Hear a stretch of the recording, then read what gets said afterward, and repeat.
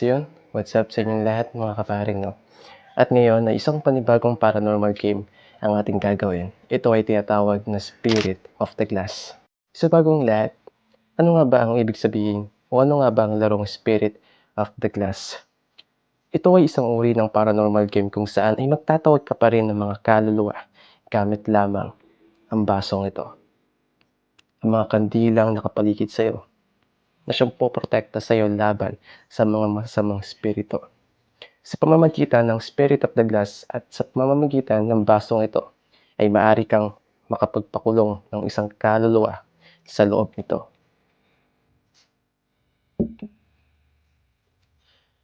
Ang Spirit of the Glass, mga kaparing, ay isang uri ng paranormal game o isa sa mga pinakadelikadong paranormal game kung saan ay pwede kang makatawag ng mga masasamang spirito o kahit anong klaseng mga kaluluwa o mga demon, at maaari mo ding malaman kung ang lugar na kinatatayuan mo o kung saan ka mang naroon ngayon ay may mga naninirahang mga kaluluwa o mga masasamang spirito o mga demon.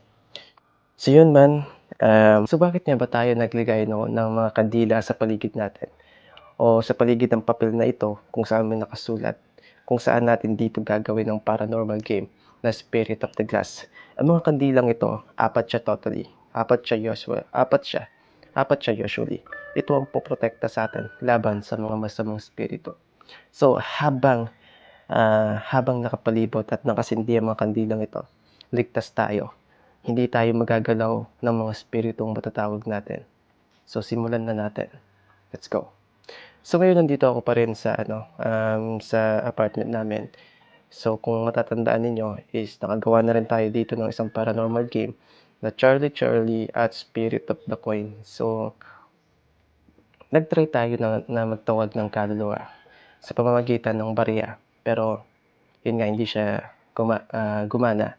Pero hindi ibig sabihin nun na wala nang mga naninirahan dito. Hindi lang tayo sigurado. Baka mayroon lang tayong maling nagawa kaya hindi siya gumana. Pero this time, Spirit of the Glass naman. Pero mga kapareng, sa mga next video natin, gagawa tayo ng mga paranormal game sa ibang mga lugar naman. Mga lugar na may history ng kababalaghan o mga abandonadong lugar, abandonadong bahay kung saan ay maraming mga nagsasabi na may mga nagpapakita o nagpakamatay dito. Let's go. Okay, so ngayon, simulan na natin.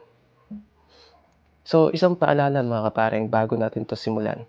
Kapag nakahawak ka na dito sa baso, kinakailangan na huwag kang bibitiw o huwag mong iaalis yung kamay mo hanggat hindi pa natatapos ang laro. So, nandito yung yes at nandito yung no. So, gagalaw itong baso. Kapag ito ay lumipat dito, yes, meron. Pero pag nagstay lang yan dito, wala. Pag hindi siya gumalaw, wala siya. So, yun, importante din. Huwag na huwag kang magkukunwari na gumalaw ang baso. Kasi pag ganun nangyari, maaaring magkatotoo na may natawag kang kaluluwa at maaari itong magstay kung saan ka naroon at maaari kang sundan ng kaluluwa na natawag mo. Okay, so bago tayo magsimula, pray muna tayo. Sana maging maayos at walang mangyaring masama sa atin. Okay. Okay, pampala. No, yung maging pagkumpay ito. Okay. So ngayon, simulan na natin.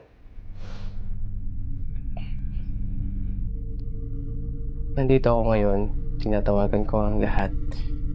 Nais kong makasigurado kung meron nga bang naninirahan ng mga kaluluwa dito sa apartment na ito.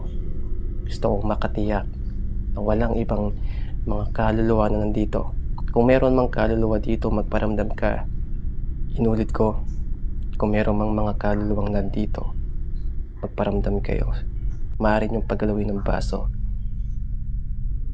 Maaari niyong paggalawin ng baso para mapatunayan kung nandito nga pa talaga kayo. Again,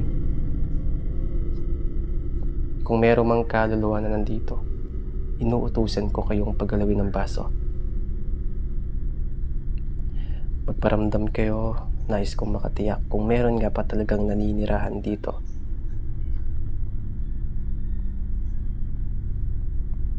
So, yun mga kaparing, medyo siya.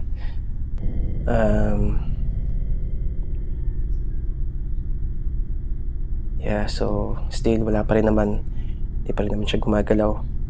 Pero susubukan pa rin natin. Uulit at ulitin pa rin natin, okay? Again, tinatawagan ko ang mga kaluluwa na nandito sa apartment na ito na magparamdam sa pamamagitan ng pagpapagalaw sa basong ito.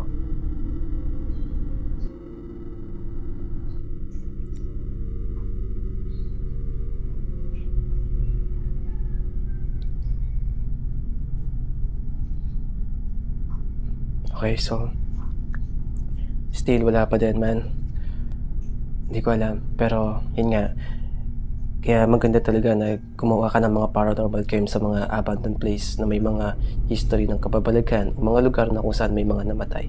Doon talaga mas recommended na gawin na yung mga ganitong klaseng paranormal content o paranormal game. So, again mga kapareng, subukan pa natin ulit. Isa pa tayo, ha? Okay.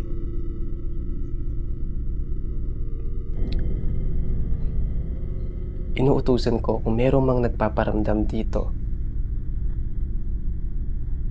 Inuutusan ko kung meron mang mga kaluluwang naninirahan dito, magparamdam kayo. Maaari niyong paggalawin ng basong ito. Inuulit ko kung merong mang mga kaluluwa dito sa apartment na tinutuluyan ko, magparamdam kayo sa pamamagitan ng pagpapagalaw sa baso.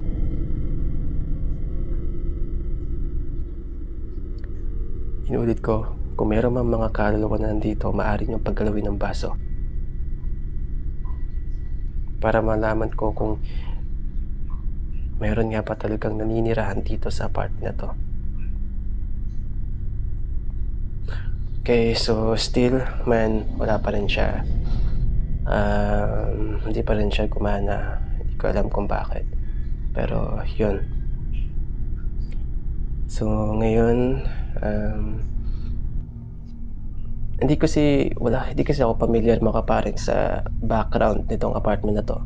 Pero usap-usapan din kasi na meron daw talagang namatay dito sa unit na to. Hindi ko exactly, basta meron daw isang unit sa apartment na to na namatay o nagpakamatay. Isang lalaki. I don't know exactly. Yun lang pagkakaalam ko. Hindi ko sure kung totoo nga pa talaga. Kaya nga kinukumpirma ko sa pamamagitan ng pagsasagawa ng isang paranormal game. Pero again, yun nga, wala nagparamdam sa atin. Kaya sa yun mga kapareng, asahan ninyo na maghahanap tayo ng mga abandoned place o mga lugar na may mga misteryo o may mga lugar na may mga history na may mga namatay, nagpaparamdam o mga kaluluwa. At doon natin gagawin ang paranormal game na ito, na Spirit of the Glass, Spirit of the Coin, Charlie, etc. etc. So yun mga kapareng, maraming salamat sa panonood ninyo. At magkita-kita ulit tayo sa mga susunod natin mga paranormal content, paranormal game. Again, ako si Mr. Gadex. At sama-sama nating tuklasin ang mga kababalaghan na bumabalot sa ating sanlibutan. Tandaan na sa mundong ginagalawan, hindi lang ikaw ang may karapatan na manirahan.